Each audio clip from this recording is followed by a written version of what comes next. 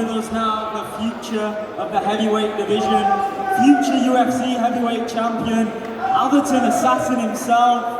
Represent Atherton. Let's get him on stage, Tommy Aspinall.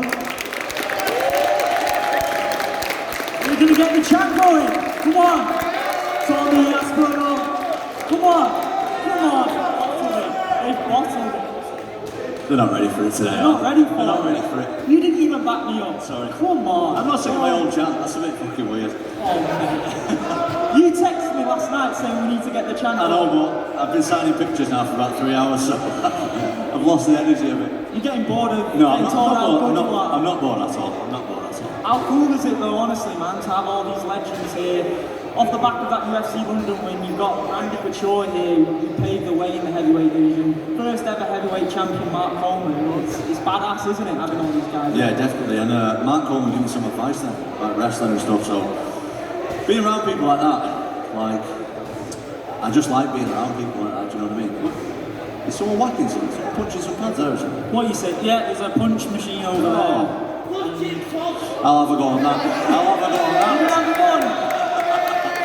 Alright, straight after this we'll film you. No, none of that. You'll get nervous. I'm not really having it. But yeah, what an unbelievable few weeks it's been for you. Obviously, a lot going into that Volkov fight and to perform in the way that you did. Has it even sunk in yet? It must have been a tremendous feeling. I mean, to be honest, I thought that the fight was going to be 5 rounds because he's so durable.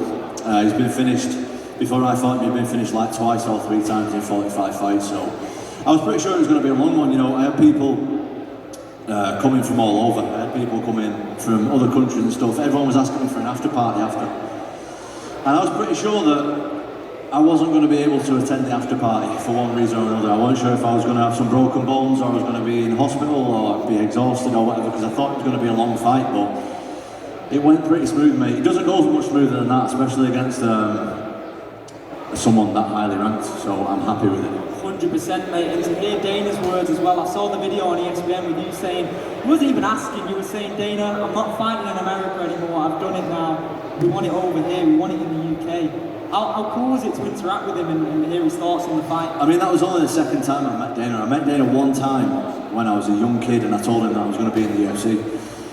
And that was the second time I've met him since I was like 12 years old, so he shook my hand and he looked in my eyes and he said, we're going to come back to the UK this year. So I believe him. And I think I'm hearing rumours that we are going to come back before the end of the year. With those rumours, do you think Manchester or Liverpool? It's got to be one of those, right? It can't be anywhere else. We've got to bring it to Manchester, don't we? Come on. Come on. Tied to Avancer. Could it realistically be the next one? Could that be over here in Manchester? I would absolutely love that fight. That is, from his side of it. I've heard nothing. He's gone a bit quiet, to be honest. He's gone a bit quiet. Don't know what's going on with him, but I want that fight. That's the fight that I want. Were you surprised with his performance against Derek Lewis? Was he someone that's been on your radar for a bit? And that performance was an eye-opener, wasn't it? I mean, mate, I think when you're in a division, you need to keep tabs on your own division. I don't really watch anyone else really, apart from I keep tabs on all the heavyweights. So it wasn't surprising for me. Ty's really tough.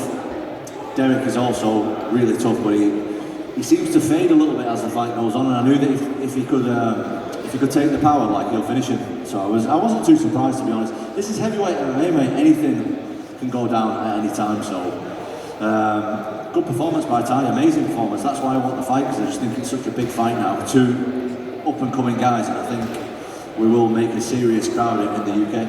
If you get asked to go and main event the card over there, Australia, New Zealand, would you go and take that? I want to fight in the UK. Good answer. The heavyweight division is in a crazy time as well. With your rise, there are a lot of unanswered questions, aren't there? And Gany out for the rest of the year by the looks of it. Interim title looks like it could come into play. And Dana's mentioned Stipe versus Jones as a possibility. How would you see that fight going, Stipe versus Jones, if that was the case? It's difficult to say, because when you fight at heavyweight, if you're a smaller guy putting a lot of weight on your frame, and you're not a naturally full-size heavyweight, like, I think I would be interested to see what it looks like, because carrying that weight and then fighting another guy who's a lot bigger naturally than you, like, like it's a big difference. So I think, I don't know, because Stipe didn't look himself in his last fight against Ngannou, so it's a very interesting fight. See where Stipe's up to and see how John Jones looks with the break and stuff. It's very interesting. I know you don't like looking too far ahead, Tom, so I'm probably going to annoy you with this question, right? But the dream match scenario would be you winning the belt, going up against John Jones. Pound for pound, a lot of people would say, greatest fighter of all time.